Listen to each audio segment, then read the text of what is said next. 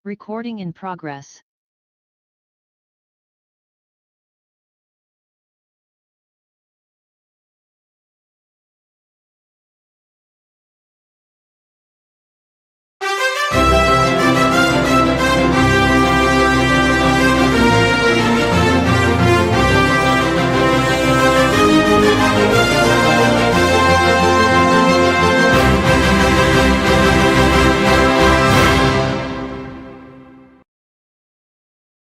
Assalamualaikum warahmatullahi wabarakatuh. Waalaikumsalam. Selamat siang, salam sejahtera untuk kita semua. Ketemu lagi dalam rilis temuan survei Indikator Politik Indonesia.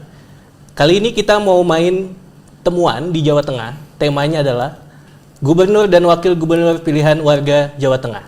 Sekarang kita live langsung di Studio Indikator TV. Bersama saya sudah ada orang-orang hebat.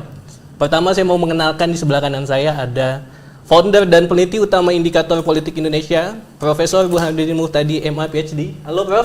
Halo, apa kabar ya? Sehat ya Prof? Alhamdulillah. Minggu masih produktif nih Prof ya? Gitulah. Sebelah kiri saya ada peneliti utama Indikator Politik Indonesia, Mas Hendro Prasetyo, PhD. Selamat siang Mas Hendro. Siang Reza. Sehat ya? Alhamdulillah. Minggu kita tetap produktif nih ya? Harus Tetap produktif ya?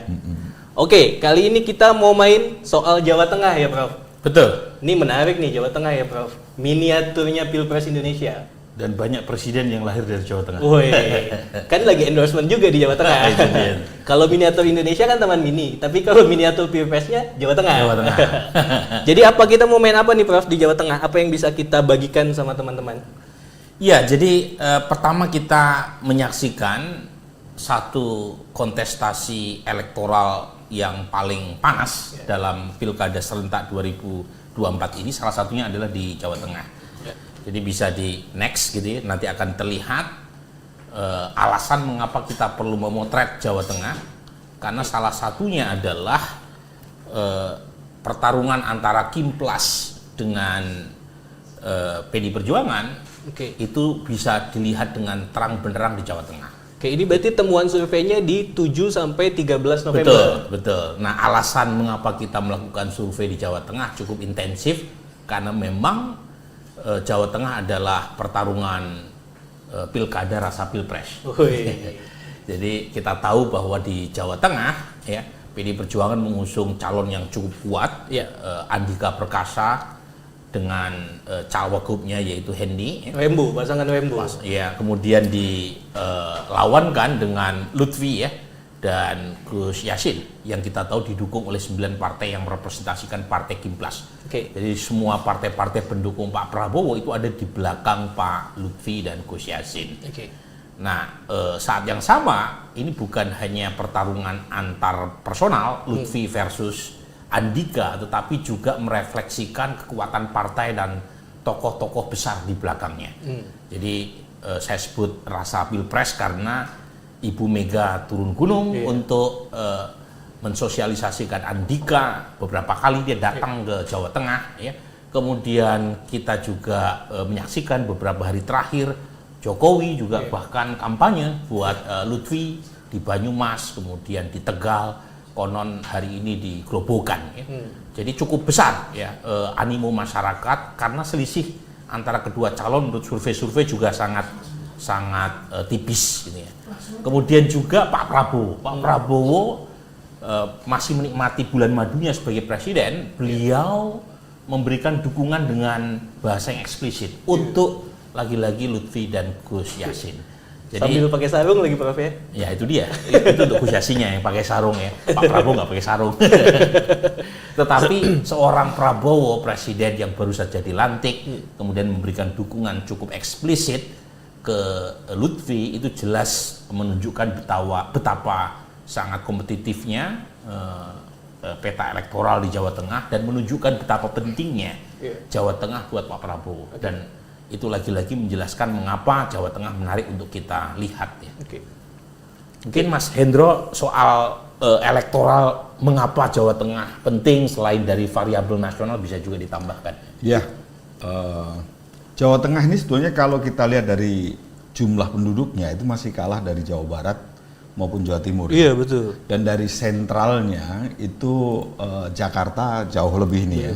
Makanya kalau kita lihat dari sisi Jawa Tengah saja, ini tidak lebih menarik sebetulnya. Iya. Tetapi ini menjadi lebih menarik karena pertama tadi Mas Burhan sudah jelaskan, tokoh yang berlaga di sana ini tokoh-tokoh kuat. Jadi Jawa Tengah ini beruntung lah mendapatkan tokoh-tokoh yang berlaga di sana adalah tokoh-tokoh nasional. Yang kedua, yang tadi sudah dikatakan juga adalah keterkaitan tokoh-tokoh itu dengan tokoh nasional. Nah, tokoh nasional ini kemudian menjadi menarik. Kenapa menarik? Bukan karena Jawa Tengahnya saja, tapi juga karena tokoh yang terkait dengan wacana Pilgub ini. Tetapi kalau kita lihat ya, ini kan kandang banteng ya, dan gubernur ini sudah beberapa kali yang menang adalah gubernur yang diusung oleh PDIP. Kita tahu Pak Ganjar, dulu ada Pak Bibit ya, itu juga PDIP. Tetapi pileg kali ini memang terjadi pergeseran ya. Kita tahu semua bagaimana hubungan Pak Jokowi dengan Bu Mega ya.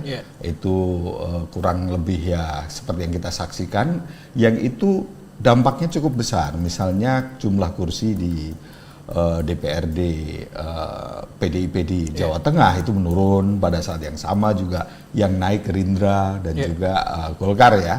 Nah, itu terjadi penurunan dan kenaikan beberapa partai yang saat ini mendukung Pak Lutfi. Gitu. Makanya di situ kita tahu bahwa semakin petanya ini semakin menarik untuk kita lihat bersama ya, tentang hal-hal yang berkaitan dengan isu-isu yang ada. Nah, selain adanya pergeseran juga, itu sekarang ini pertanyaannya kan menjadi menariknya. Kayak apa sekarang ini? Betul, tapi sebelum jauh, kita ternyata sudah ada satu lagi Mas Hen, yang gabung sama Zoom buat kita ngobrol-ngobrol nih Prof. Ada Mbak Rizka Hilda Halida. Halo Mbak Rizka. Selamat siang Mbak Rizka. Selamat siang Mas Reza. Nanti kita ikut ngobrol-ngobrol sama Kak Ica juga ya Mas Hendro ya. Oke, tadi gimana Mas Hendro? Kenapa akhirnya Jawa Tengah ini menjadi semakin spesial? Ya, kalau di sisi dari sisi Jawa Tengah sendiri itu dari sisi jumlah tadi ya, itu biasa saja. Tetapi pergeseran politik di Jawa Tengah menjadi menarik karena pileg kemarin terjadi pergeseran besar, di mana kandang banteng mulai berubah gitu ya. Dan saat ini juga tokoh yang terlibat adalah jaringannya itu langsung ke tokoh nasional. Maka tadi dikatakan Pilgub rasa Pilpres. Itu yang menarik kan. Nah, kita akan ukur sejauh mana peluang-peluang itu yang ada gitu kan. Kalau dulu itu kita tahu Jawa Tengah ya sudahlah itu PDIP gitu kan. Nah, sekarang apakah seperti itu? Itu menjadi menarik karena sebelumnya sudah ada pergeseran-pergeseran yang cukup fundamental dalam politiknya ya. Berarti kalau melihat eskalasi politiknya, ada kemungkinan tidak lagi merah kemungkinan. Nanti kita tunjukkan ya, tetapi lagi-lagi ini kita sampaikan dulu metodologinya sebelum sampai pada temuan. Jadi survei yang kita lakukan ini adalah survei dengan populasi seluruh warga negara Indonesia di Provinsi Jawa Tengah yang punya hak pilih dalam pemilihan umum, yaitu mereka yang berusia 17 tahun atau lebih atau sudah menikah ketika survei dilakukan. Nah, penarikan sampel menggunakan metode multi-stage random sampling, dan dalam survei ini jumlah sampel sebanyak total 3.500. Nah, sampel berasal dari seluruh kabupaten kota di seluruh Provinsi Jawa Tengah yang terdiri dari 100 responden di tiap kabupaten kota. Jadi 3.500 itu berasal dari masing-masing per kabupaten kota, kita patok 100 responden. Karena di Jawa Tengah ada 35 kabupaten kota, jadi total sampel kita 3.500. Nah, dari 3.500 sampel total, itu kita tetapkan sampel basis proporsional sesuai dengan jumlah pemilih di tiap kabupaten kota di Jawa Tengah itu 1.900. Jadi sampel base-nya adalah 1.900. Nah, kemudian kita tambahkan supaya per kabupaten kotanya itu mencapai 100. Jadi dari sampel base 1.900 kita genapkan supaya tidak ada kabupaten kota yang di bawah 100. Gunanya untuk analisis tingkat kabupaten kota. Tetapi sampel basisnya itu hanya 1.900. Nah, dengan metode simple random sampling, sampel size sebesar 1.900 responden itu memiliki toleransi kesalahan atau margin of error plus minus 2,3% pada tingkat derajat kepercayaan 95%. Jadi nanti kawan-kawan semua, terutama media ya, ketika memberitakan hasil temuan kita, kalau selisihnya dalam margin of error 2,3% plus minus, artinya kalau perbedaan elektabilitas atau sikap responden di Jawa Tengah itu 2 kali dari margin of error, itu artinya ya signifikan. Tetapi kalau dalam rentang margin of error, artinya selisihnya itu di bawah ya 4,6 ya 2 kali 2,3%, maka selisihnya tidak signifikan secara statistik. Jadi itu penting karena kita tahu dari survei-survei yang belakangan muncul, pertarungan antar calon gubernur dan wakil gubernur di Jawa Tengah cukup kompetitif. Jadi kita perlu strict terkait dengan metodologi sampling yang tentu saja punya keterbatasan terkait dengan sampling error ya. Dan sampling error itu ditoleransi secara akademik. Jadi kita tidak bicara precise atau exact estimate, tetapi rentang ya, rentang dalam pengertian kisaran ya. Kita bicara range-nya. Sepanjang range-nya dalam margin of error kita nggak bisa memberikan kesimpulan konklusif. Nah, kemudian kita lakukan analisis gabungan tentu saja antara 1.900 responden sampel basis ya, dengan penambahan sampel di tiap kabupaten kota sehingga kita mendapatkan total 3.500 tadi. Nah, dalam proses penggabungan ini kita melakukan pembobotan. Pembobotan ini lagi-lagi untuk memproporsionalkan sesuai dengan jumlah pemilih di tiap kabupaten kota. Misalnya kota Salatiga, pemilihnya kecil. Nah, kalau misalnya kita tidak melakukan pembobotan, sementara di Salatiga seperti halnya kabupaten kota yang lain di Jawa Tengah punya proporsi 100 responden per kabupaten kota, tentu efeknya bisa misleading. Ya. Jadi kita proporsionalkan sesuai dengan populasi masing-masing kota, pemilih di tiap kabupaten kota dibanding populasi di tingkat provinsi. Nah, dalam melakukan data collecting kami melakukan proses wawancara secara tatap muka. Jadi face to face, in person interview ya. Kita tidak melakukan survei by phone.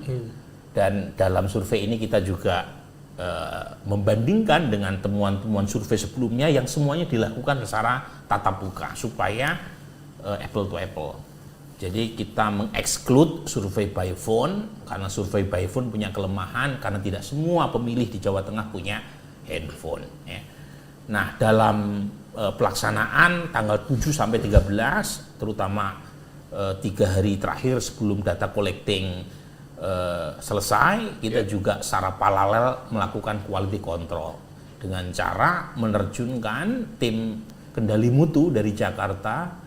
Kita melakukan random, Reza, terhadap total 3.500, sebanyak 20% kita datengin ulang ya, untuk kita cek ya, kita tanya kembali apakah mereka betul didatangi oleh tim enumerator indikator dan apakah betul mereka menjawab terutama variabel-variabel elektabilitas ya.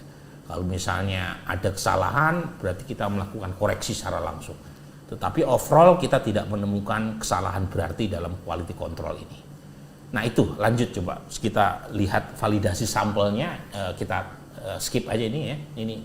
Nah, ini yang paling penting dalam proses validasi sampel. Jadi membandingkan antara data populasi diambil dari sampling frame ya, yang kita ambil dari BPS ya, kemudian kita bandingkan prosentasenya dengan sampel kita. Jadi misalnya di layar terlihat dengan jelas berdasarkan gender laki-laki, perempuan, antara sampel dengan populasi itu sangat mirip karena dari awal kita sudah tetapkan. Kemudian desa kota juga demikian, dari awal kita sudah tetapkan proporsi warga pemilih ya, yang tinggal di desa dan kota kita sudah punya frame-nya dari BPS ya. Warga yang tinggal di desa 57%, sementara sampel kita juga sekitar 57% juga. Sementara untuk perkotaan sekitar 42,6%, untuk populasi sementara sampel kita 42,4%. Tidak persis sama, tetapi bedanya masih dalam margin of error. Demikian juga berdasarkan usia, ya, kita punya perbandingannya antara sampel dengan populasi, dan overall kita mendapatkan profil sampel yang mirip dengan populasi berdasarkan usia juga. Kemudian berdasarkan kategori pendidikan, ini penting, kalau kita melakukan survei kemudian representativeness-nya tidak tercapai, itu khawatir data survei kita tidak mewakili populasi. Nah, kita lihat dari populasi dari BPS sebagai frame kita, mereka pemilih di Jawa Tengah yang punya hak pilih, yang tingkat pendidikannya hanya SD atau tidak sekolah sama sekali, itu 44,4%, sampel kita 44,2%, jadi mirip ya. Beda hanya 0,2%. Kemudian SLTP kurang lebih 19,7%, sampel kita juga demikian. Demikian pula antara sampel dengan populasi yang nyaris sama, hanya beda 0,1%, mereka berpendidikan SLTA. Dan di tingkat yang berpendidikan tinggi ada 10% populasi, sampel kita juga kurang lebih sama. Nah, berdasarkan agama juga demikian, berdasarkan etnik juga demikian. Jadi Jawa adalah etnik mayoritas di Jawa Tengah 97,7%, sampel kita juga persis sama. Di luar etnik Jawa ya, itu ada 2,3%, kecil Reza di sana ya. Ya, dan wajar karena Jawa Tengah adalah pusatnya Jawa. Ya, kalau di Jawa Timur masih ada Madura, gitu kan. Di Jawa Tengah semua Jawa, gitu kan. Jabar juga ada Jawa. Kecuali dua Jawa, ya. Jabar punya Jawa. Jadi itu kira-kira untuk lanjut terakhir nih sebelum nanti bisa disampaikan buat Mas Hendro atau Mbak Rizka ya. Ini berdasarkan populasi wilayah. Ya. Jadi lagi-lagi tadi yang kita jelaskan soal profil responden 3.500 diambil 100 per kabupaten kota, itu jumlah total sampel. Faktanya kita melakukan pembobotan untuk diproporsionalkan ya, sesuai dengan jumlah pemilih di tiap kabupaten kota. Jadi semakin banyak jumlah pemilih di sebuah kabupaten kota di Jawa Tengah, otomatis dalam analisis itu diproporsionalkan sesuai dengan jumlah pemilihnya tadi ya. Jadi meskipun jumlah sampelnya 100, tetapi kita sesuaikan, kita bobot ya, kita weighting, misalnya Semarang ya 4,4%, karena sampel di kota Semarang itu menyumbang 4,% dari total populasi warga Jawa Tengah. Nah itu kampung saya itu Rembang ya, cuma 1,8%. Rembang ya. Ya karena memang penduduk Rembang tidak sebanyak misalnya itu Cilacap 5,3%. Cilacap besar, itu kampungnya Budiman Sujatmiko. Mas Hendro nih kampungnya di Pekalongan dan Boyolali. Mas Hendro ini punya dua latar belakang. Dual citizenship. Tapi nggak naturalisasi kan? Enggak. Dia Boyolali naturalisasi Pekalongan. Pekalongan situ. Kota Pekalongan cuma 0,8% saja. Oh iya. Kecil, tapi Kabupaten Pekalongan agak lumayan ya, 2,6%. Nah, Boyolali mungkin lebih besar, 2,9%. Jadi ini peta, bukan peta ya, jumlah pemilih di Jawa Tengah. Tentu saja dalam konteks elektoral semakin besar jumlah pemilih, maka semakin besar pula signifikansi politiknya kan. Tetapi secara umum kan tidak ada yang luar biasa besar ya. Memang ada yang kecil, misalnya Kota Magelang 0,3%. Kemarin tempat Akmil, tempat Pak Prabowo menggembleng menteri-menterinya begitu, 0,3%. Kemudian mana lagi? Kota Tegal ya, kecil-kecil karena dulu kan mereka satu kabupaten ya. Kemudian dipecah, ada Kota Tegal, ada Kabupaten Tegal, ibu kota kabupatennya Selawi gitu ya.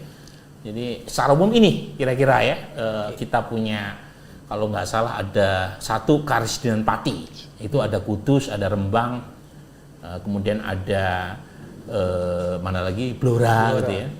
Kemudian ada Karisdinan Semarang, itu ada Semarang kota maupun kabupaten plus Kendal plus kabupaten di sebelah selatan Semarang. Kemudian ada Karisdinan Tegal. Tegal di situ ada Brebes, ada kota maupun kabupaten Tegal ya. Ya, ada beberapa Karisdinan di situ. Karisdinan Banyumas, tentu saja ada Cilacap, ada Purwokerto ya. Ada Karisdinan Kedu, di situ ada Magelang, ada Temanggung, ada Wonosobo mungkin ya, masuk di Kedu ya. Dan terakhir adalah Karisdenan Surakarta. Di situ ada Boyolali, ada Wonogiri. Wonogiri itu ya, yang terkenal dengan baksonya. Tukang bakso di Jakarta umumnya dari Wonogiri. Tetapi sebenarnya mereka ngakunya dari Solo. Karena memang satu Karisdenan Solo ya. Mereka jarang yang menyebut bakso Wonogiri gitu. Yang terkenal kan bakso Solo. Takut nggak dikenal juga Wonogiri itu di mana ya. Di mana? Tapi kalau kita ke Wonogiri nggak ada tuh, Prof, yang jualan bakso Wonogiri. Ya kayak kalau kamu ke Padang nggak ada yang jualan nasi Padang. Nasi Padang. Oke, sebelum kita masuk ke peta elektabilitas yang udah ditunggu wartawan, kita coba cek kondisi umumnya dulu ya. Mungkin Mbak Ica mau ada ngebahas soal kondisi umum? Oke, terima kasih Mas Reza. Baik, kita akan bahas dulu kondisi umum. Artinya bagaimana warga mengevaluasi kondisi secara umum, misalnya kondisi ekonomi dan masalah-masalah yang dianggap utama atau mendesak di Jawa Tengah. Next. Nah, ini kondisi ekonomi tentang bagaimana evaluasi warga Jawa Tengah terhadap kondisi ekonomi di Provinsi Jawa Tengah sekarang. Nah, kalau kita lihat hasilnya, maka kebanyakan 49,6% warga Jawa Tengah menilai kondisi ekonomi di provinsi mereka ini sedang, dalam kondisi sedang. Nah, kemudian kalau kita bandingkan, yang menilai baik atau sangat baik ini angkanya lebih tinggi dibandingkan yang menilai buruk atau sangat buruk. Jadi yang menilai baik, sangat baik, ini kalau kita jumlahkan ada sekitar 26,5%. Sementara yang menilai buruk atau sangat buruk ini jumlahnya ada 22,3%.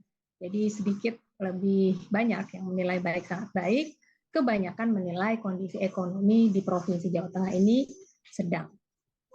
Next. Nah, bagaimana dengan kondisi ekonomi rumah tangga? Jadi selain kita ingin mengetahui kondisi provinsi secara umum, kita cek juga bagaimana warga menilai kondisi ekonomi rumah tangganya dibandingkan tahun lalu. Nah, kondisi ekonomi rumah tangga kalau kita lihat di sini, ini lebih banyak yang menilai bahwa kondisi rumah tangga mereka sekarang dibanding tahun lalu ini jauh lebih baik atau lebih baik. Kalau kita jumlahkan, ada 40,3% sekitar itu yang menilai baik atau jauh lebih baik. Sedangkan yang menilai jauh lebih buruk atau lebih buruk ini angkanya lebih sedikit, sekitar 23,9%. Cukup banyak juga yang menilai tidak ada perubahan. Boleh naik lagi yang tadi? Yang menilai tidak ada perubahan cukup banyak, 35,3%. Ya, next. Oke. Nah, kemudian kita lihat seberapa warga ini sebenarnya tertarik dengan masalah politik dan pemerintahan. Karena seringkali ada perbedaan sikap gitu ya antara mereka yang memang memperhatikan, tertarik, kemudian membaca isu-isu atau masalah-masalah politik dan pemerintahan. Nah, di Jawa Tengah saat ini angkanya seperti ini. Jadi yang sangat atau cukup tertarik angkanya lebih sedikit ternyata, ada 39 atau 40%, sementara yang kurang tertarik atau tidak tertarik sama sekali, angkanya lebih banyak, di 56 atau 57%. Jadi kalau kita lihat warga ini tampaknya di Jawa Tengah masih kurang tertarik dengan masalah politik dan pemerintahan. Next. Oke, barangkali ada masalah mendesak ya yang harus diketahui. Menurut warga, masalah paling utama yang ada di daerah tempat tinggal mereka ini apa sih? Dan ini yang biasanya harus diatasi oleh nanti pemerintahan baru yang terpilih, karena ini merupakan PR yang masih ditinggalkan oleh pemerintahan yang sebelumnya. Nah, pertama adalah masalah harga kebutuhan pokok yang mahal. Ini dianggap masalah mendesak oleh 28,7% warga di Jawa Tengah. Kemudian yang kedua adalah susah mencari kerja. 21,2% warga menilai bahwa mereka masih susah nih cari kerja. Dua-duanya ini masalah ekonomi. Masalah berikutnya adalah kemiskinan, 9,9%. Lalu ada juga penanganan sampah, 7,8%, dan banjir, 7,6%. Jadi artinya ini warga menanti-nanti sebenarnya apa yang akan digagas atau program apa yang akan digulirkan oleh masing-masing dari pasangan calon untuk menyelesaikan masalah-masalah ini. Oke, berikutnya. Alright, ini kita sudah masuk ke pilihan calon kepala daerah ya. Ya, siap. Terima kasih Mbak Ica. Sebelum kita masuk ke soal elektabilitas, ada pertanyaan saya, Prof. Kenapa sih setiap survei itu selalu membahas kondisi, padahal kita mau bahas soal elektabilitas gitu ya? Iya, jadi kondisi itu bagian dari variabel independen. Jadi kalau misalnya persepsi terhadap kondisi umum itu negatif, itu biasanya punya efek negatif terhadap incumbent. Jadi istilah teknisnya namanya sosiotropik, evaluasi sosiotropik. Jadi kalau misalnya kondisi ekonomi dianggap buruk, itu biasanya calon yang punya asosiasi dengan petahana itu akan terkena dampaknya. Tetapi kalau misalnya evaluasi terhadap kondisi umum itu positif, terutama variabel ekonomi, itu akan punya dampak positif untuk menaikkan elektabilitas petahana atau calon yang punya asosiasi dengan petahana. Misal dalam kasus di survei nasional, waktu itu yang punya asosiasi dengan petahana adalah Prabowo, karena Prabowo menjual narasi keberlanjutan. Nah, kebetulan survei-survei bahkan sampai exit poll tanggal 14 Februari 2024 itu evaluasi terhadap kondisi umum itu positif. Dan itu terefleksikan dalam approval rating Pak Jokowi. Pak Jokowi nggak bisa maju lagi. Jadi karena dia nggak bisa maju lagi sebagai calon presiden, maka calon presiden yang punya asosiasi kedekatan dengan Pak Jokowi yang mendapatkan durian runtuhnya. Nah, untuk kasus Jawa Tengah ini memang menarik ya. Pertama, nggak ada petahana. Iya, betul. Itu penting tuh. Ya, tidak ada petahana yang maju di Jawa Tengah karena Mas Ganjar sudah 2 kali sebagai gubernur. Ya. Nah, yang kedua, PDI Perjuangan yang kita tahu punya sejarah manis dengan Pak Jokowi, itu terjadi satu peristiwa yang memisahkan keduanya sampai sekarang. Jadi terjadi panas dingin antara PDI Perjuangan dengan Pak Jokowi ya. Udah bisa ranjang ya. Udah, ya mungkin udah talak kali. Cuma belum ada surat resminya. Mungkin buat Gibran sudah ada surat resminya, tapi buat Pak Jokowi belum ada surat resminya. Nah, jadi satu sisi sulit memang untuk mengasosiasikan kalau persepsi kondisi umum itu positif, itu dampaknya ke siapa? Yeah. Apakah ke Andika ataukah kepada Lutfi? Yeah. Andika diusung oleh PDI Perjuangan, Lutfi diusung oleh partai-partai pendukung pemerintahan sekarang. Betul. Harusnya kalau asosiasinya itu positif, itu yang dapat dampak positifnya kan Lutfi. Okay. Karena Lutfi adalah bagian dari pemerintahan Prabowo. Yeah. Pak Prabowo sendiri jarang-jarang kan kasih statement secara low konteks gitu ya, mendukung Pak Lutfi. Yeah. Tapi lagi-lagi kita lihat nanti ya. Oke, kita coba bahas ini yang paling ditunggu. Ah, ini yang paling ditunggu ya. Jadi saya mungkin mengoperasikan sendiri, kan ada beberapa slide yang mungkin saya akan skip ya, kalau saya anggap tidak terlalu krusial. Nah, pertama kita tanya dulu awareness warga Jawa Tengah terhadap pilkada yang akan dihelat tanggal 27 November. Jadi overall cukup tinggi ya, 90,1%. Dan ini wajar karena pemilu kada di Jawa Tengah ketika survei dilakukan itu kurang lebih tinggal 2 minggu berselang. Ya. Jadi cukup besar yang sudah aware. Nah, pertanyaannya bagaimana dengan peta elektoralnya? Ini yang ditunggu-tunggu banyak media ya. Nah, terus terang kita pakai banyak simulasi untuk mengcapture preferensi elektoral warga, bukan hanya di Jawa Tengah tapi di banyak tempat. Ya, alhamdulillah indikator punya banyak rezeki dipercaya ya melakukan survei pilkada udah ribuan kali Mas ya. Kali ini juga banyak sekali survei yang kita lakukan. Nah, kita tetap mempertahankan simulasi top of mind. Ya, top of mind itu kita tidak kasih pilihan nama calon gubernur. Jadi terserah responden mau jawab apa-apa. Jadi secara spontan dijawab. Spontan, yang ada di top of mind mereka, yang ada di memori mereka kita persilahkan untuk disebut ya. Dan yang kedua, itu simulasi 4 nama, 2 calon gubernur, 2 calon wakil gubernur. Kemudian simulasi 2 nama calon gubernur saja. Dan terakhir adalah simulasi surat suara. Jadi surat suara persis spesimen yang dikeluarkan oleh KPUD. Nomor urutnya, fotonya, gelarnya kalau ditampilkan ya. Misalnya kayak Mas Hendi sebelumnya kan nama lengkapnya nggak ada Hendinya. Hendi itu nama panggilan.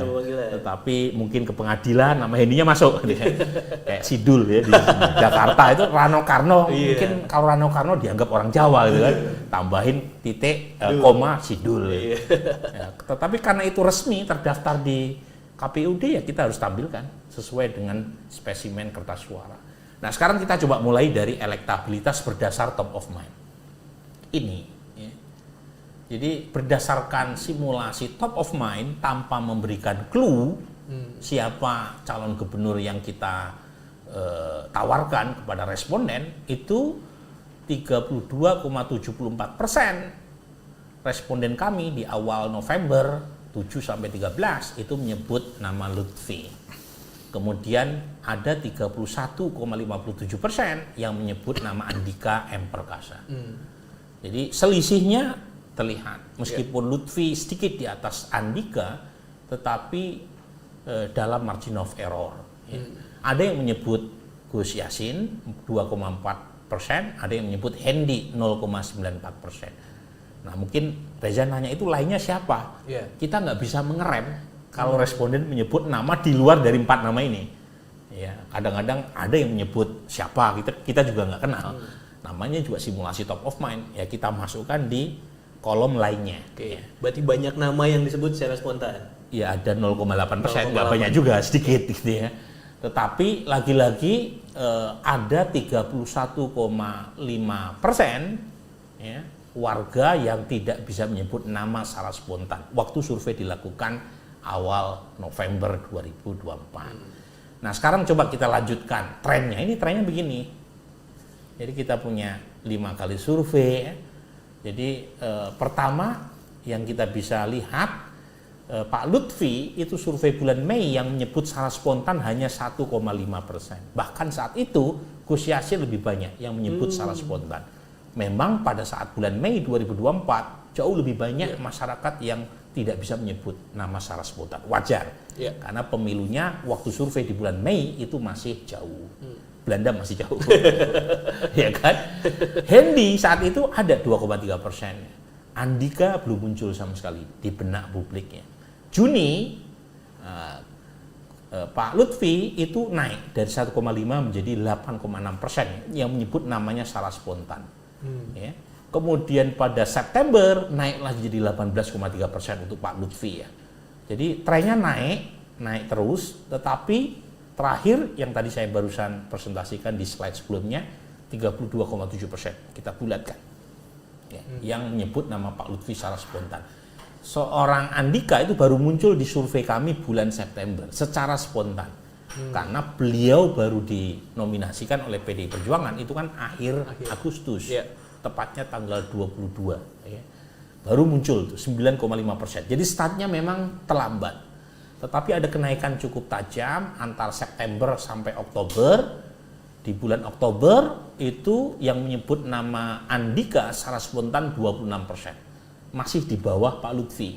Tetapi selisihnya tinggal 1,5%. Sementara nama seperti Gus Yassin maupun Hendy itu secara umum turun.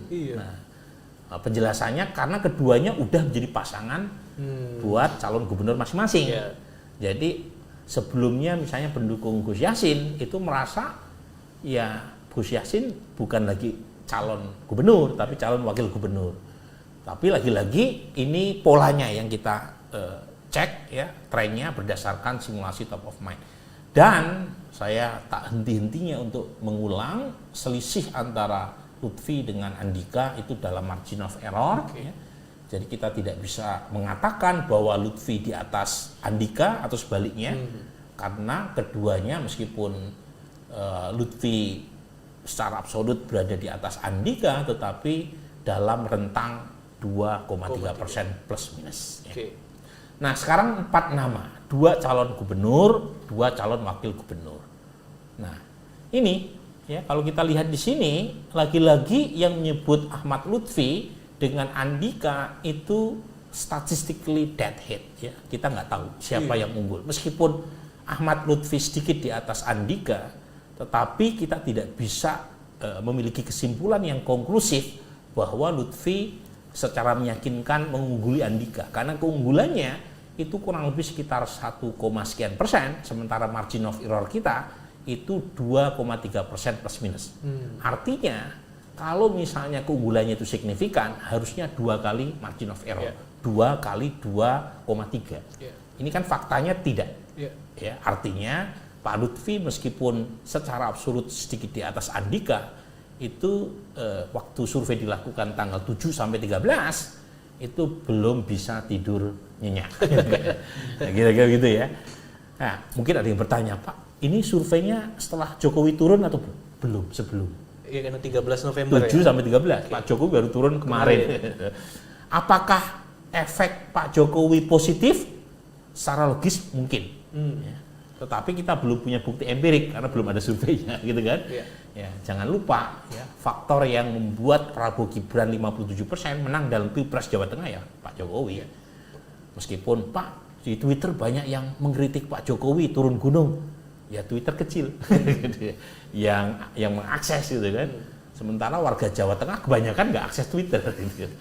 Jadi kita nggak punya bukti apakah Pak Jokowi punya dampak atau tidak, karena ketika Pak Jokowi turun gunung, survei sudah selesai di lapangan. Ya.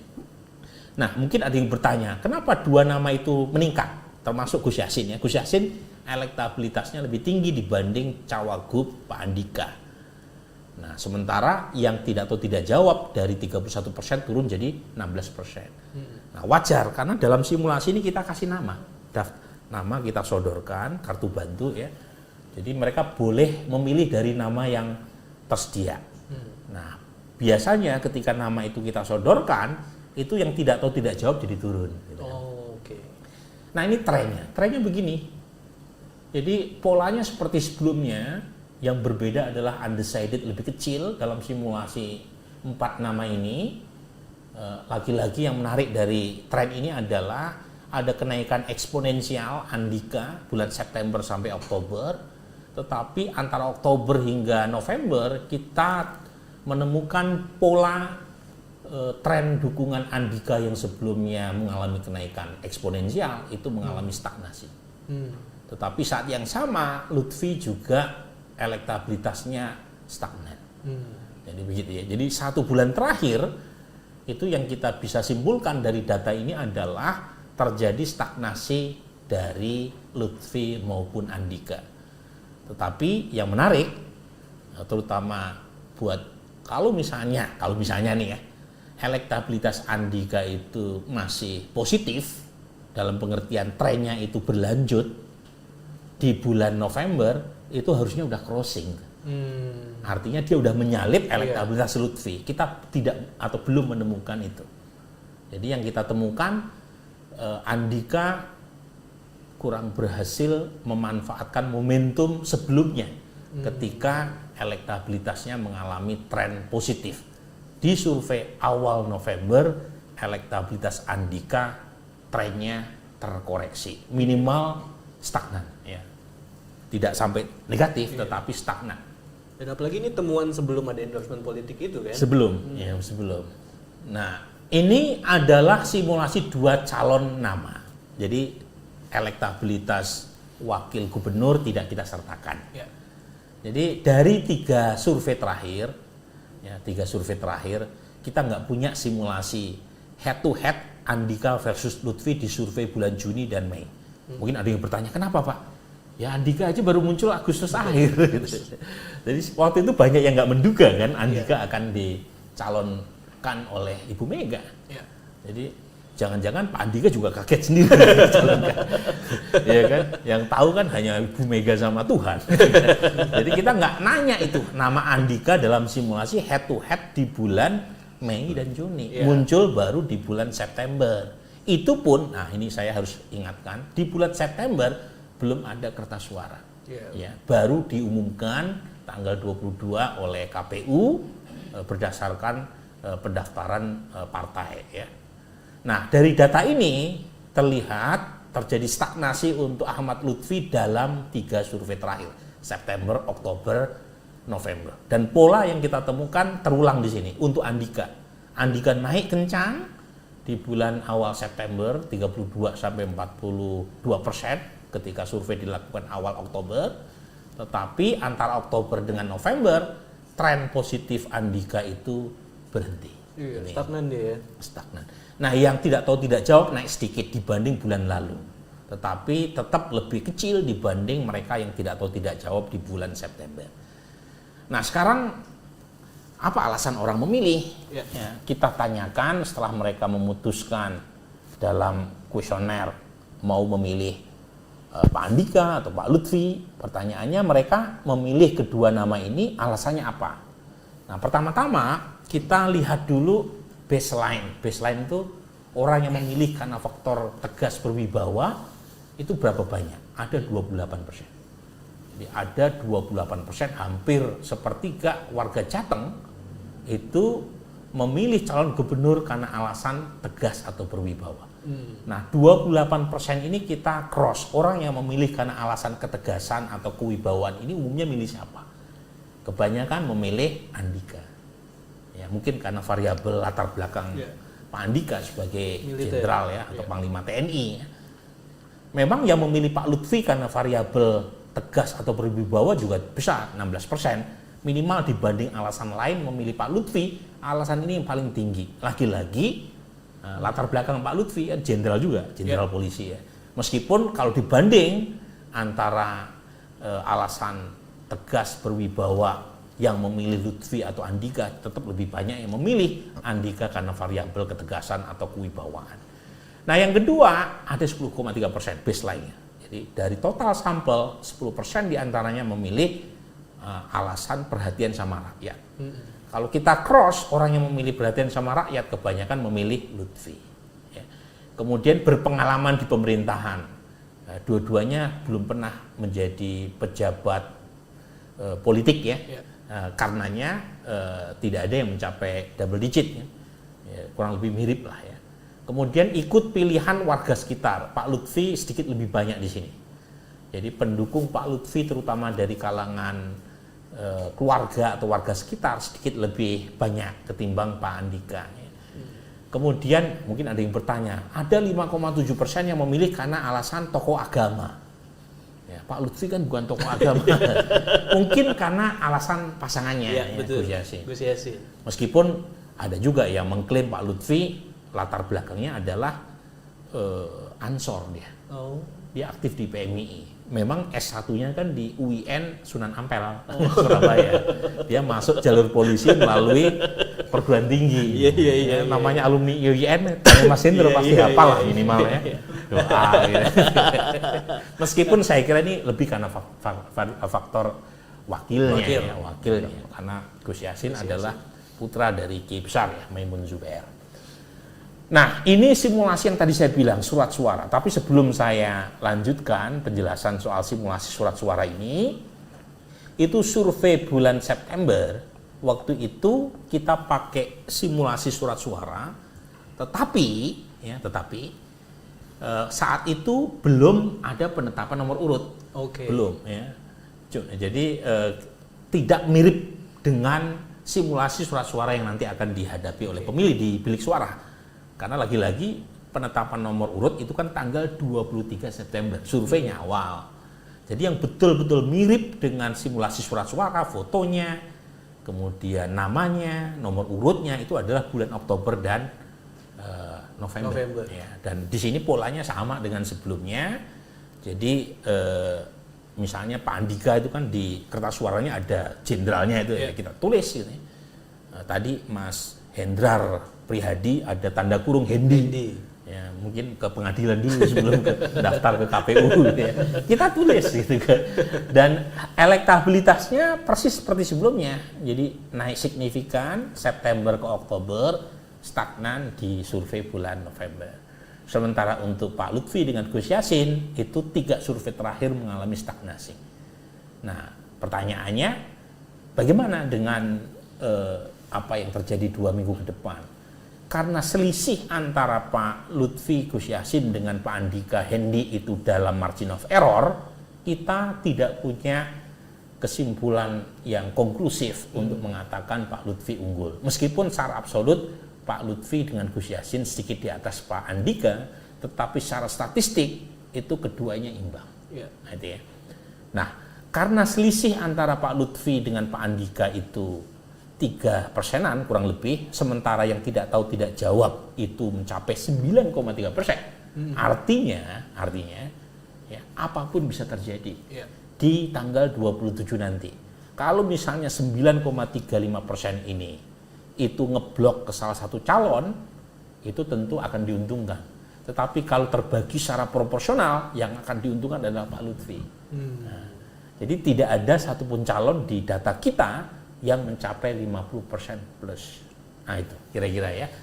Jadi, nah sekarang kita lanjutkan. Bagaimana dengan potensi lain akan terjadinya perubahan?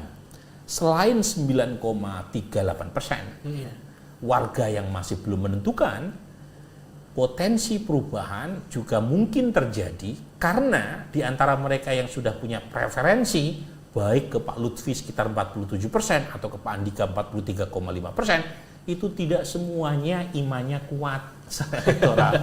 Jadi Reza, seperti kamu, kadang imanmu nambah, kadang imanmu turun, gitu ya. Kadang semangat ke masjid, kadang kagak. Begitu juga dengan iman elektoral. Iman elektoral tuh naik turun, yazid wa yankus. Ya. Ada yang kadang-kadang udah mantap gitu ya, tetapi kalau misalnya kemantapan memilihnya itu kendur, ya kemungkinan untuk pindah ke lain hati juga besar. Jadi dari 91%, gabungan antara yang memilih Pak Andika dengan Pak Lutfi tadi kan 91%. Itu dari mereka yang sudah punya pilihan tadi 91%, itu kita tanya lagi ya, seberapa besar atau kecil kemungkinan mereka mengubah pilihan. Ada 29,5% warga yang sudah punya preferensi baik ke Pak Andika atau ke Pak Lutfi, itu kategori iman elektoralnya lemah. Jadi masih bisa berubah pilihannya. Jadi 29,5 dari 91% plus 9% mereka yang belum menentukan pilihan, itu bukan jumlah yang kecil. Sementara selisih antara Pak Lutfi dengan Pak Andika hanya 3%-an. Hampir 39 kalau di total. Ya. Jadi artinya apapun masih bisa terjadi ya, di tanggal 27 nanti. Jadi buat Pak Lutfi juga nggak bisa berleha-leha meskipun unggul tipis. Tetapi kalau misalnya mereka yang belum menentukan pilihan atau yang sudah punya preferensi tetapi goyang, itu ternyata lebih banyak yang lari ke Pak Andika, ya kemungkinan Pak Andika yang akan tampil sebagai pemenang. Tapi kalau terjadi proporsional, pendukung Pak Lutfi bertambah, terutama dari segmen pemilih lemah Pak Andika, atau mereka yang belum menentukan pilihan lebih banyak yang memilih Pak Lutfi atau setidaknya proporsional terbagi, ya kemungkinan Pak Lutfi yang akan tampil sebagai juaranya. Jadi kita sebagai pollster dengan rendah hati, dengan melihat angka semacam ini, survei pada tanggal 7 sampai 13 tidak bisa menyebut secara konklusif siapa yang unggul. Yang tahu hanya Allah. Wah, ini rahasia Allah nih. Siapa pemenang pilkada selain jodoh dan kematian. Jadi, itu ya. Nah, itu ya. Nah, ini sedikit saja saya akan singgung ya soal kedikenalan dan apa namanya kedisukaan ya. Yang pertama, mereka yang ini popularitas itu penting. Orang nggak mungkin milih kalau nggak kenal kan? Ya. Nah, dari sini kita tahu Andika itu calon yang paling dikenal. Di antara 4 nama yang paling dikenal adalah Andika, itu 74,1%. Orang yang mengenal Andika di Jawa Tengah itu 74,1%. Lebih populer sedikit Andika ketimbang Pak Lutfi. Lutfi 71%. Memang nggak berbeda signifikan. Ya. Nah, yang agak berbeda, yang berbeda signifikan adalah popularitas cawagupnya. Gus Yassin signifikan lebih populer ketimbang Hendi. 35 dibanding 50. Untuk Hendi, 53% untuk Gus Yassin. Jadi di sini terlihat Gus Yassin punya potensi sebagai senjata rahasianya Ahmad Lutfi. Bukan hanya dari sisi kedikenalan, tapi juga kedisukaan. Orang yang kenal Gus Yassin, 53% tadi, kita tanya yang kenal Gus Yassin, suka nggak sama Gus Yassin? Itu yang suka sama Gus Yassin paling tinggi di antara nama-nama yang lain, yaitu 85,6%. Yang suka sama Hendi juga tinggi, tetapi tetap lebih tinggi tingkat kedisukaan terhadap Gus Yassin dibanding Hendi. Bahkan orang yang suka sama Gus Yassin itu lebih tinggi dibanding yang suka terhadap Andika atau Lutfi. Nah, itu kita tanya yang warna kuning. Jadi kita hanya menanyakan afeksi suka tidak suka hanya kepada yang kenal Andika, Lutfi, Gus Yassin atau Hendi. Jadi kita tidak menanyakan afeksi terhadap orang yang tidak mengenal. Nah, gitu ya. Coba kita lihat di sini. Itu trennya ya. Trennya. Jadi kalau kita lihat di sini memang Andika itu mengalami tren positif popularitas. Memulai dari bawah tetapi cepat naiknya popularitasnya. Bahkan di bulan Oktober sampai November itu ada kenaikan cukup tajam dari 66 ke 74%, naik kurang lebih 8% popularitas Andika, bahkan menyalip popularitas Lutfi. Lutfi awalnya konsisten, lebih dikenal ketimbang Andika, tetapi sebulan terakhir Lutfi kalah populer. Tetapi meskipun popularitas Andika naik 8 poin, 1 bulan terakhir elektabilitas stagnan. Ya. Nah, ini artinya bisa jadi pengingat atau reminder buat Andika dan timnya karena popularitasnya udah melewati Lutfi tetapi elektabilitas tidak naik. Nah, yang terlihat naik juga adalah ya semuanya naik tetapi kan slope-nya agak beda-beda ya. Yang agak kencang kenaikannya adalah Gus Yassin 45 ke 53. Hendi juga naik cukup lumayan 27 ke 35. Tetapi tetap ada gap antara mereka yang kenal Gus Yassin dengan Hendi. Nah, yang agak berbeda itu terutama sebelah kanan. Sebelah kanan tingkat kedisukaan keempat nama trennya agak menurun. Ya, tetapi yang agak turun jauh adalah tren kedisukaan terhadap Andika dari 84% di bulan Oktober, di bulan November tinggal masih sekitar 79%. Turun kurang lebih sekitar 5%. Dan mungkin ini yang menjelaskan Mas Hendro ya, mengapa popularitas Andika naik, tetapi elektabilitas stagnan karena tingkat kedisukaan juga turun. Meskipun Lutfi juga turun dari 80 ke 77,5, tetapi tren penurunannya tidak setajam kedisukaan terhadap Andika yang menurun kurang lebih 5 poin. Sementara Lutfi menurun kurang lebih sekitar 2,5%. Nah, sekarang bagaimana dengan asumsi jika tingkat kedikenalan calon gubernur sama? Kan jangan lupa tadi, tingkat kedikenalan antara Lutfi dengan Andika itu kan lebih dikenal Andika, 3% lebih besar. Nah, sekarang pertanyaannya bagaimana kalau sama-sama ditanyakan kepada responden yang mengenal Andika dan yang mengenal Lutfi. Jadi yang warna kuning itu, Reza, itu adalah elektabilitas berdasarkan sampel umum, 3.500. 3.500. Sampel umum ya. Sampel umum artinya baik yang mengenal atau tidak mengenal atau yang mengenal salah satunya ya kita tanya. hasilnya seperti yang tadi saya sudah ulas ya. Lutfi 47,2% kita bulatkan, sementara Andika 43,5% ya, yang tidak atau tidak jawab 9,35%. Itu sampel umum yang warna kuning. Nah, yang warna biru ini adalah sampel yang mengenal dua nama, kenal Andika, kenal juga Lutfi. Karena tadi tingkat popularitas keduanya kan tidak sama, meskipun bedanya cuma 3%, tapi kan tidak sama. Nah, bagaimana kalau sama-sama mengenal Lutfi dan Andika? Hasilnya elektabilitas Lutfi dan Gus Yassin itu lebih tinggi di kalangan yang kenal Andika dan Lutfi sekaligus. Sementara elektabilitas Andika cenderung stagnan di kalangan yang mengenal keduanya. Nah, pertanyaannya dari mana sumber kenaikan elektabilitas Lutfi jika ditanyakan kepada responden yang mengenal dua-duanya? Dari yang menjawab tidak tahu tidak jawab turun, sebelumnya 9,3% di antara sampel umum, sekarang tinggal 6,4%. Jadi kira-kira itu, jadi teman-teman wartawan kan mungkin nanyanya siapa yang menang. Nah, ya, kita nggak bisa memberikan jawaban yang konklusif. Kita tunggu nanti. Oke, masih terlalu dini untuk kita bilang ini lebih unggul dari ini karena semuanya dalam rentang margin of error. Gitu. Iya, meskipun Lutfi unggul secara absolut, tetapi secara statistik tidak signifikan. Oke, kalau tadi survei ini kan belum memotret, belum mem-capture endorsement-nya Jokowi ketika dia turun ke Jawa Tengah. Ya. Tapi setahu saya dalam range waktu yang sama juga ada endorsement dari Prabowo. Iya, betul. Tetapi endorsement Pak Prabowo kepada Lutfi Reza itu dilakukan setelah kita turun di lapangan. Jadi kita nggak sempat memasukkan pertanyaan itu ke dalam kuesioner. Tetapi dugaan saya ya, endorsement itu belum terlalu banyak, ya, belum terlalu banyak warga Jawa Tengah yang tahu.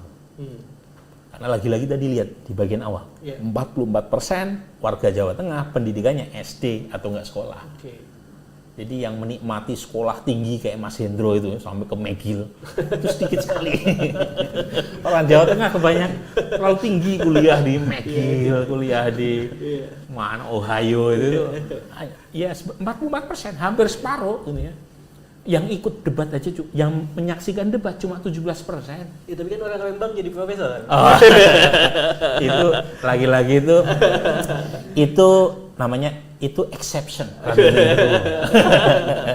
Jadi kebanyakan orang nggak tahu. Jadi itu kira-kira ya. Oke, berarti kita main efek popularitas dan simulasi surat suara, Mas Hendro? Oke, ini tadi udah jelasin kan? Iya. Semuanya kita udah terang benderang ya bahwa saat ini survei kita tidak bisa memberikan informasi siapa yang sudah unggul. Iya. Atau dalam kata lain ini ketat sekali. Iya. Kalau orang Jawa itu kalau ketat, sangat ketat, jadinya disebutnya ketit. Jadinya ketit. Itu ketat banget namanya. Oh, ketit namanya ya? Iya, saking itunya, ketatnya. Kita nggak bisa kan, statistik tidak bisa menentukan saat ini siapa yang lebih unggul. Nah, kita tanya lagi, ini salah satu penjelasnya tadi kan masalah popularitas, ada kenaikan, Pak Andika bahkan sempat naik tajam ya. Bahkan sekarang secara absolut lebih populer. Kemudian kita lihat lagi tadi, ini kalau kita lihat ya kita belakang ya, ada tren kedisukaan yang sama-sama turun ya. Ini kan menarik, kenapa kedisukaan bisa turun? Nah tentu saja dalam kompetisi, ini efek kompetisi, ini kan ada saling serang, ada saling mengunggulkan posisi masing-masing. Sehingga wajar kalau terjadi penurunan kedisukaan. Yang tadinya suka, kemudian karena ada pilihan ya, informasi tambahan jadi kurang suka. Jadi itu sesuatu yang wajar dalam kompetisi. Tadi juga sudah dijelaskan kaitannya dengan popularitas dan kedisukaannya ya. Nah ini kita lanjutkan ini. Kan pertanyaannya kenapa sampai ketat? Gitu, sampai kan? ketit. Sampai ketit ini kenapa gitu kan? Nah ini salah satunya apa saja yang sudah dilakukan dalam kerja-kerja politik. Ini salah satu kunci nih. Kalau tidur tentu saja efeknya ya kecil. Betul. Kalau kenceng ya kenceng kan gitu ya. Kerja-kerja kampanye ini bisa macam-macam. Mulai dari memperkenalkan diri, di medsos, ada melalui media luar ruang, ada lagi pertemuan tim ses dan lain sebagainya. Nah, sekarang kita akan lihat ya seperti apa dua pasangan ini dalam melakukan sosialisasi atau kerja-kerja kampanye. Nah, ini pertama tatap muka. Kita tanya dalam sebulan terakhir ini kepada responden ya, siapa saja di antara pasangan yang ibu bapak lihat melalui pertemuan umum atau tatap muka. Nah, kita lihat di sini dalam margin error sebetulnya, meskipun ada kecenderungan di situ Pak Lutfi dan Gus Yassin 5,2%, sementara Pak Andika dan Pak Hendi itu 3,6%. Jadi tidak terlalu jauh beda kegiatan tatap mukanya.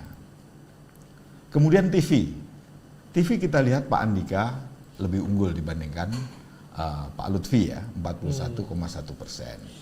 Dan Pak Lutfi 36,8%. Tapi lagi-lagi kalau kita tarik secara statistik, maka itu masih dalam margin error.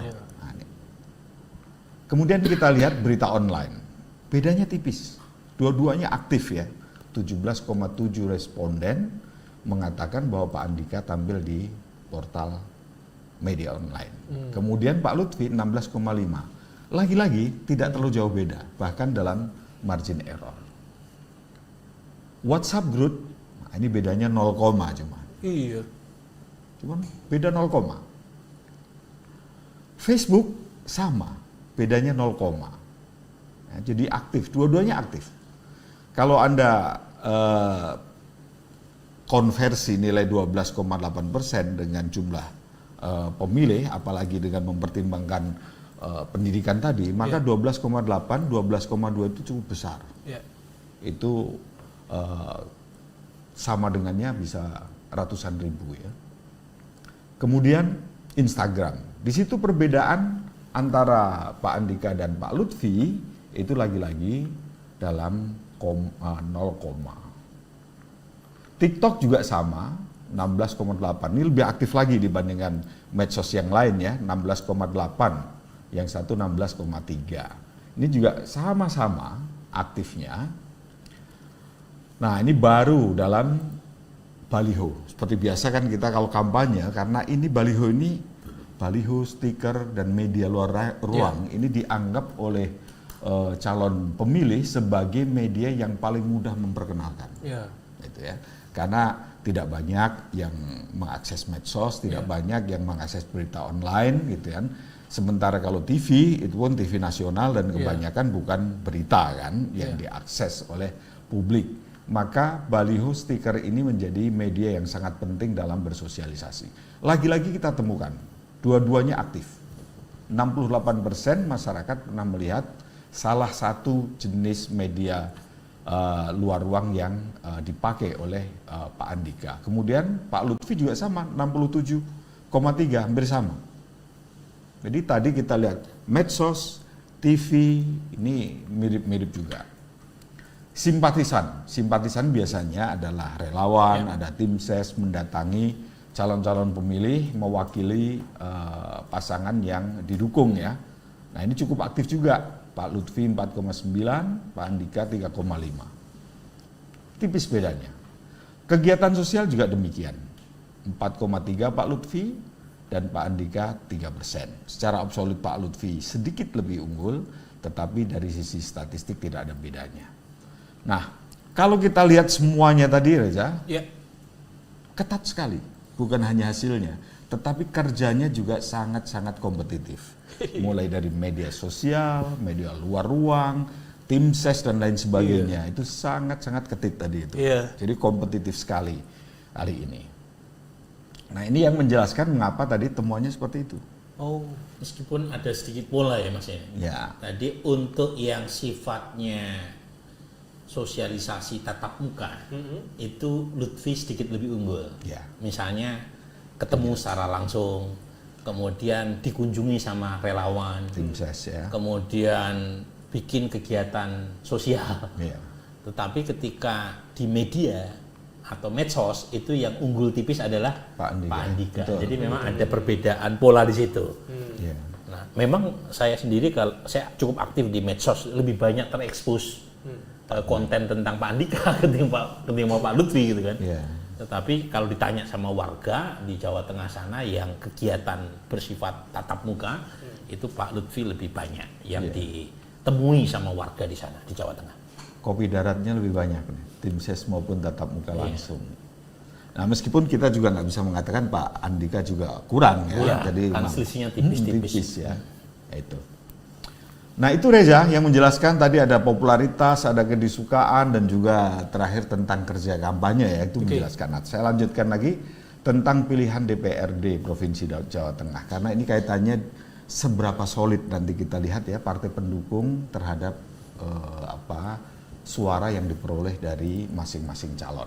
Ya, dan ini berhubungan juga sama mesin partai nantinya kan? Betul, ya. Ini masih ada berapa waktu lagi? 10 hari lagi kan? Oh, kita masih panjang. Sampai minggu depan, Mas Hendro. Makanya mesin partai masih bisa dipanaskan lagi kan?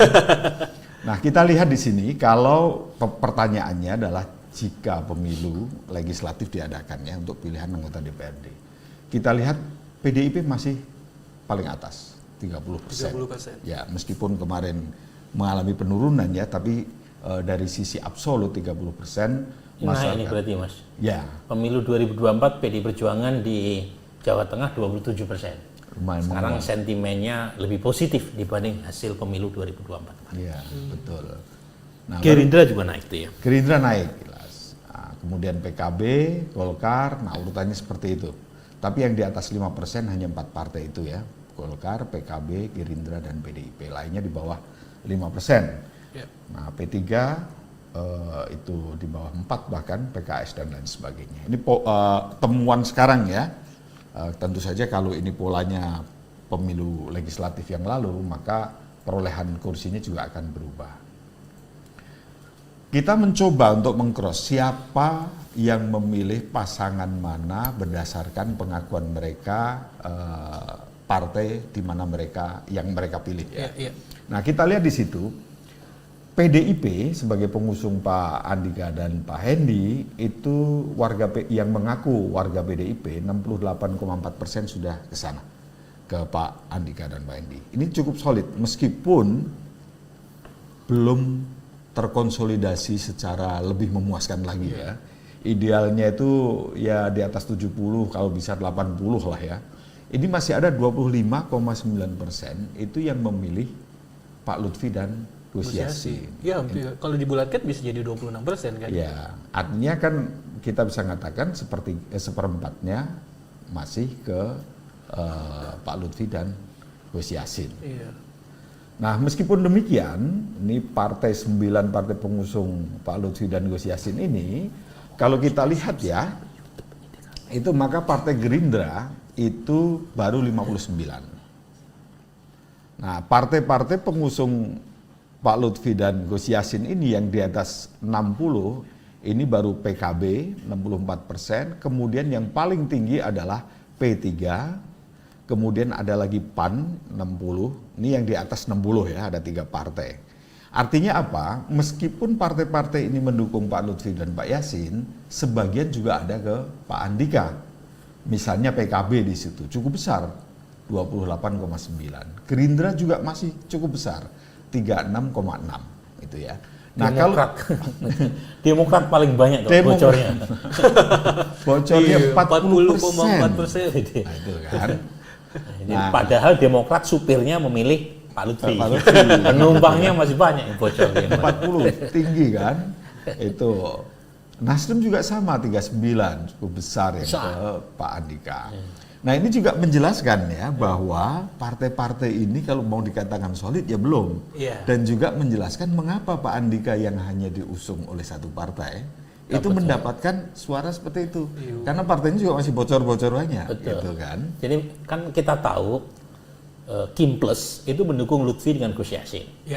Kalau kita lihat hasil Pileg 2024, kekuatan partai pendukung Lutfi itu total 72% lebih, Mas. Harusnya kalau linear nih, Pak Lutfi dapat 72%. Betul. Nah, ternyata kan di survei cuma dapat 47%. Artinya banyak sekali partai pendukung Pak Lutfi yang masih bocor di sana sini. Betul. Mungkin ketua umumnya memilih Pak Lutfi, tetapi konstituen di bawahnya belum sepenuhnya sami'na wa ta'na, gitu kan, sama keputusan partai. Nah, ini lagi-lagi bisa menjadi kritik kan buat partai pendukung Pak Lutfi dengan Pak Gus Yassin, ya. Kritik karena Pak Prabowo dengan Pak Jokowi udah habis-habisan kan. Masa partai pendukungnya masih leha-leha gitu. Sampai tadi berapa itu? Beberapa partai bahkan bocornya itu di atas 30%. Betul. Itu PKS juga besar sekali itu bocornya itu ya. Nah ini, tapi saat yang sama cukup lumayan juga basis PD Perjuangan yang bocor ke Pak Lutfi ya. Jadi saya tidak tahu kenapa, karena biasanya basis PD Perjuangan itu solid. Nah mungkin karena Pak Andika belum sepenuhnya dianggap kader PD Perjuangan gitu ya. Atau mungkin perlu lebih banyak lagi gitu ya, Ibu Mega turun ke Jawa Tengah gitu. Karena itu tadi ada seperempat warga PD Perjuangan yang masih ke Pak Lutfi. Karena kebetulan kita tahu Pak Lutfi juga cukup dekat kan dengan elit-elit PD Perjuangan ya, dengan Bambang Pacul cukup dekat dia. Jadi ini kebocoran itu ada di dua belah pihak. Tetapi karena partai pendukung Pak Lutfi lebih banyak, kalau misalnya bocor itu yang rugi ya Pak Lutfi. Betul. Karena bocornya lebih banyak tentu saja. Bocornya kan? lebih banyak. Dari 70-an yang harusnya kalau kita linear tadi ya menjadi 47 ya. Tapi apa bisa kita bilang juga ketokohan itu lebih mempengaruhi pemilih daripada loyalitas ke partainya? Betul. Jadi Bisa. memang dalam pilpres maupun pilkada faktor personal itu lebih menentukan. Nah, faktor personal itu biasanya diukur melalui satu popularitas. Ya. Nah, memang Pak Andika kan lebih populer ketimbang Pak Lutfi.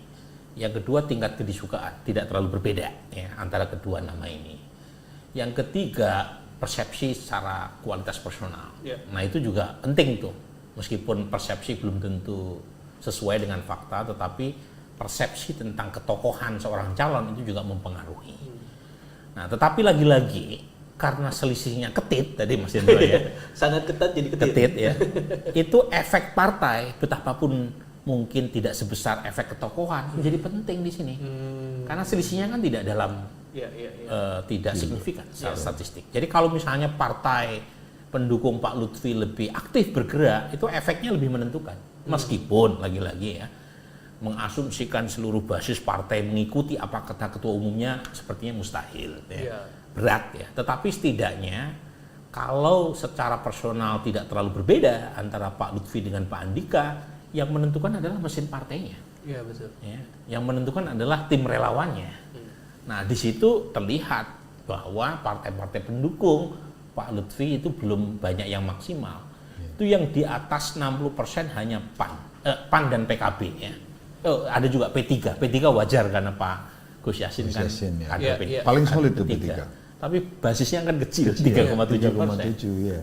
Jadi umumnya memang belum terjadi konsolidasi partai pendukung. Ya. Itu yang menjelaskan mengapa kita belum melihat minimal sampai 7 hingga 13 November efek partai yang menentukan peta elektoral.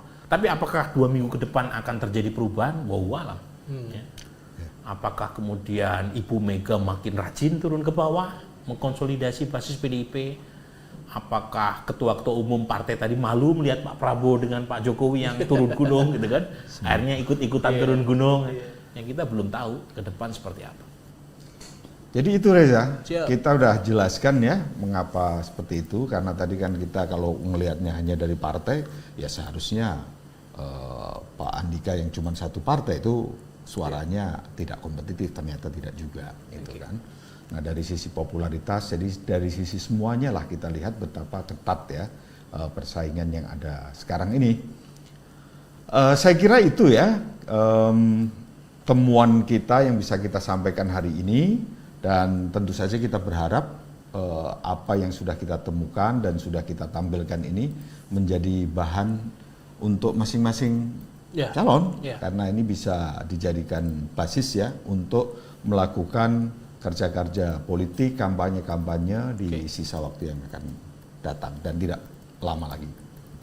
Saya kira itu Reza, terima kasih. Siap, terima kasih Mas Hendro, Prof. Burhan, Mbak Rizka juga, secara kalau kita coba persingkat, masih terlalu dini untuk bilang siapa lebih unggul dan siapa yang bisa menang karena pertarungannya masih berlangsung dinamis gitu ya Prof ya. Iya. Dan teman-teman kalau ada mau bertanya silakan chat di kolom komentar di Zoom ataupun di YouTube karena kita juga live di YouTube indikator.co.id dan lumayan viewersnya juga udah mulai banyak sekali ya Prof ya kalau kita ngelihat di YouTube. Sekaligus subscribe ya. Jangan lupa. Jangan lupa. Like, comment, subscribe. Nah, kita udah dapat iklan. Lumayan. Dan itu meskipun rezeki buat survei. Iya, Oke, di kolom chat Zoom udah ada beberapa pertanyaan. Saya coba bahas. Kita masih ada waktu lumayan lah ya untuk tanya jawab ya. Pertama dari Mas Irfan, apakah faktor amplop berpotensi merubah pilihan juga diteliti? Ini kayak soal iman tadi ya. Imannya apa? Iya. Saya terus terang ya. Saya kebetulan disertasinya tentang politik uang. Ini sesuatu yang secara etis kita tidak berbeda pendapat sama sekali bahwa politik uang itu merusak perilaku dan budaya politik. Tetapi ya kita tidak bisa mengabaikan fakta. Ya, sebagai sarjana yang meneliti tentang politik uang, apalagi di Jawa Tengah, kita nggak bisa mengabaikan fakta cukup besar masyarakat di Jawa Tengah yang toleran terhadap politik uang. Jadi secara etis kita satu buku ya, we are on the same page bahwa politik uang ini satu tradisi buruk yang harus kita berantas, terutama dari sisi institusi harus kita cari formula yang tepat untuk menghilangkan, mungkin mustahil, setidaknya mengurangi, ya, tetapi secara faktual memang masyarakat Jawa Tengah di antara provinsi yang paling toleran terhadap politik uang. Jadi ditanya apakah punya dampak secara elektoral, kita belum melakukan analisis secara khusus, tetapi karena selisihnya tipis, efek politik uang menjadi penting. Nah, itu kan teorinya kan marginal utility ya. Jadi ketika kompetisi makin ketat, ada di buku saya, itu biasanya politik uang semakin meningkat. Memang hubungan kausalitasnya menjadi kurang terlihat. Apakah politik uang menyebabkan kompetisi makin ketat, ataukah kompetisi yang ketat menyebabkan politik uang? Tetapi overall ada hubungan antara kompetisi yang ketat dengan politik uang yang makin marak. Nah, lain kalau misalnya kita kan kemarin rilis di Jawa Barat, selisihnya jauh kan. Jadi kalau jauh perlu mengguyur uang ke puluhan juta warga Jabar. Itu bisa mati berdiri kan. Sementara efeknya tidak bisa mengubah keadaan. Iya, betul. Nah, lain dengan wilayah yang secara elektoral ketit. Jadi itu jawaban saya. Saya tidak mau terlalu panjang lebar, takut nanti malah memprovokasi calon bikin politik uang. Nanti saya bisa dipanggil Bawaslu. Gitu kan. Tapi kita sepakat soal politik uang itu merusak demokrasi, itu ya Prof ya. Haram gitu ya. Iya. Oke, ada pertanyaan lagi dari Radar Kediri. Mungkin Mas Hendro sama Mbak Ica nanti akan bisa menjawab pertanyaannya. Apakah media sosial punya pengaruh cukup signifikan bagi pemilih Gen Z dan swing voters untuk menggerakkan mereka datang ke TPS dan memilih? Karena luar biasa kan, sosialisasi lewat media sosial juga tidak kalah besar ketimbang yang di daratnya juga kan nih Mas Hendro? Iya, betul. Kita nggak bisa mengabaikan medsos ya. Tidak bisa mengabaikan medsos, meskipun kita juga jangan terlalu ini juga overestimate juga. Yang mengakses internet dan juga mengakses medsos itu cukup besar. Tetapi kita juga bisa bertanya bahwa apakah mereka mengakses itu untuk hiburan atau untuk yang lain-lain. Nah, tentu saja kalangan terpelajar itu akan terpengaruh dengan medsos ini. Karena kebanyakan diskusi, kemudian share, itu ada di kalangan-kalangan yang memang minat politiknya lebih tinggi ya.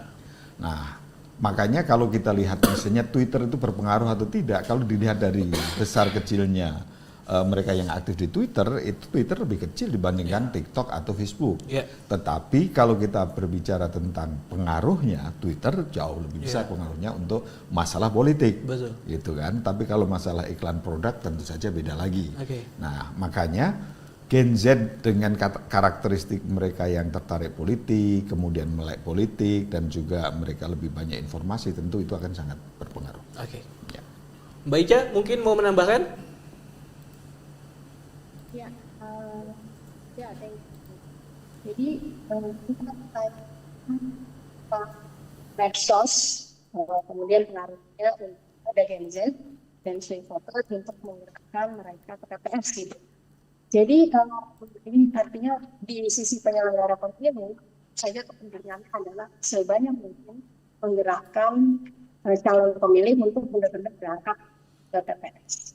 Nah, dalam hal ini tentu saja gitu, untuk Gen Z ini mereka memang lebih aktif di media sosial gitu. Nah, karenanya untuk meningkatkan partisipasi pada saat hari nanti tentu sangat disarankan bagus juga gerakan Gen Z agar mereka nanti datang ke TPS melalui sosmed seperti yang mungkin dikasihkan oleh Pres ataupun Pileg agar ya ataupun swing voter bisa kemudian. Nah, ya saya sepakat dengan Pak tentang ada bisa ya, tidak semua Gen Z atau swing voter akan di sos, khusus untuk mereka yang punya ketertarikan pada politik, tentu saja akan lebih perhatian pada topik ini dan juga akan lebih memperhatikan info politik melalui medsos. Tetapi Suaranya putus. Ada satu fleksibilitas. Suaranya. Halo? Suaranya naik turun. Suaranya hilang. Oh. Oke, halo. Udah jelas belum? Ya ini lebih Ini agak lebih lumayan. better, ya. Oke. Ya, saya lanjutkan. Namanya walaupun medsos ini punya kelebihan dalam hal fleksibilitas untuk meng-create konten. Jadi saya rasa masih paham ya mereka yang coba ditargetkan untuk datang TPS dari kalangan tim kurang kurang bisa berdiskusi dalam arti konten kemudian suaranya masih naik turun. Iya, mungkin suaranya. Kita nanti geser dulu ya sekalian sebelum nanti ada closing statementnya ya. Iya. Ini ada pertanyaan juga dari YouTube nih Prof, soal apakah tren split tiket voting berlaku di Pilkada Jateng sehingga paslon yang menang total di partai akan tergerus oleh ketokohan atau endorsement. Ya tadi datanya disampaikan Mas Hendro ya, crystal clear halaman 42 itu menunjukkan fenomena split ticket voting dan itu terjadi di kedua calon. Jadi PDI Perjuangan juga tidak sesolid seperti yang diduga. Buktinya ada 25,9% warga yang mengaku akan memilih PDI Perjuangan. Waktu survei kita temukan 30% yang memilih Lutfi dengan Gus Yassin. Nah, sementara basis pendukung Lutfi ada partai-partai besar. Lutfi dengan Gus Yassin kan didukung oleh Kimplas ya. Mulai dari Gerindra, kemudian Golkar, Demokrat dan PAN plus partai-partai seperti PKB, PKS dan Nasdem yang kita tahu tiga partai ini mengusung Anies Baswedan waktu Pilpres, tetapi berpindah haluan ya, ketika Pak Prabowo membentuk pemerintahan. Nah, tiga partai pendukung Anies Baswedan pun itu secara resmi mendukung Pak Lutfi, tetapi seperti yang tadi kita sampaikan ada di layar, itu belum terjadi soliditas basis pendukung partai-partai Kimples terhadap Pak Lutfi ya, dan ini menunjukkan fenomena split ticket voting. Nah, pertanyaan tadi, bagaimana dengan tokoh? Kalau misalnya ada tokoh yang sangat dikenal, kemudian apakah mampu mengubah preferensi warga sesuai dengan endorsement tokoh? Nah, lagi-lagi tergantung seberapa banyak warga yang punya loyalitas kepada tokoh yang bersangkutan. Jangan lupa di Indonesia mereka yang dekat dengan partai itu hanya 12%. Jadi memang kecil. party ID kita, party loyalis kita. Jadi orang bisa memilih calon gubernur atau calon kepala daerah tanpa melihat pilihan partainya. Nah, yang kuat di Indonesia adalah figur ID. Orang yang merasa menjadi bagian dari personality atau ketokohan calon tertentu. Nah, di Jawa Tengah itu approval Pak Jokowi itu 84%. 84%. Memang paling tinggi basis Pak Jokowi di seluruh Indonesia ada di Jawa Tengah. Sementara approval Pak Prabowo, survei terakhir kita itu 75%. Artinya memang Pak Jokowi meskipun sudah tidak lagi menjadi presiden, itu masih punya magnet elektoral di Jawa Tengah. Tapi Pak, di Twitter jangan memotret Indonesia berdasarkan Twitter. Saya kebetulan kita udah ke kantornya Mas ya, di sana di San Francisco ya. Kantornya juga kecil. Sekecil populasi mereka yang mengakses Twitter. Bukan hanya di Indonesia ya, di banyak negara juga Twitter kalah dibanding TikTok, dibanding IG, Facebook, YouTube dan seterusnya. Jadi lagi-lagi magnet Pak Jokowi masih kuat, betapapun di media sosial terutama Twitter banyak sekali yang menghujatnya, tapi overall masih cukup kuat. Nah, bagaimana dengan Ibu Mega? Nah, Ibu Mega memang popularitasnya masih di bawah Pak Jokowi dengan Pak Prabowo. Tapi lagi-lagi kita tidak bisa underestimate karena bagaimanapun PDI Perjuangan punya basis yang sangat kuat di Jawa Tengah. Di Jawa Tengah, Riza. Jadi Jawa Tengah ini provinsi yang selalu dimenangkan oleh PDI Perjuangan. Puluhan kabupaten kota itu biasanya kepala daerahnya PDI Perjuangan. Ya, bahkan saya ingat itu ya, di Pilpres 2009 Pak SBY menang secara nasional, tapi di Jawa Tengah yang menang masih Ibu Mega sebagai capres. Jadi memang ini ada kekuatan personality namanya Jokowi, ada kekuatan mesin partai namanya PDI Perjuangan. Jadi ini saya menyebutnya dengan istilah pertarungan 2M, bukan 2 miliar, tapi machine versus man. Gitu ya. 2M ya? 2M. Hari ini ada banyak istilah, antara 2M atau ketit. 2M. Mana yang menang? Apakah mesin ataukah man? Man di sini personality Jokowi, tanggal 27 yang akan membuktikan siapa yang lebih kuat. Apakah mesin Partai PDI Perjuangan kembali harus mengakui keunggulan Jokowi seperti dalam kasus Pilpres, ataukah kali ini Pak Jokowi yang harus mengakui keunggulan mesin PDI Perjuangan tanggal 27, 2 minggu lagi yang akan memberikan jawaban konklusif pertarungan 2M tadi. Siap. Itu sekalian closing statement ya Prof Ya, ya? itu udah. Mas Itu Edo, udah lama juga kita nih. Cukup? Mbak Ica? Ya, cuman mau nambahin tadi bahwa suaranya udah jelas belum? Jelas. Ini jelas. Oke. Ya, hanya menambahkan sedikit tentang tadi soal media sosial dan pengaruhnya pada Gen Z.